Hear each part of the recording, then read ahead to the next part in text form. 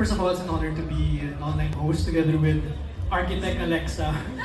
Kasi parang alam niyo yung structure ng bahay ni Kuya eh. Na every Ganun season mag-host, dapat inaaral. galing. Bilang architect. Pero syempre, kami ni Alexa, kami nang bahala sa online. Kasi syempre, PBB has so much fans eh. So we want to get the best of both worlds. Yung mga good comments and of course, di maiwasan yung bad comments din. And of course, we just want to give our pointers din to help our housemates and of course, direct a certain attention for the audience, no, for the people watching PBB, and to create an atmosphere, a healthy one. We'll try our best, kami ni Alexa, to create a healthy environment for our housemates and of course the hosts, and at the same time, yung mga viewers din.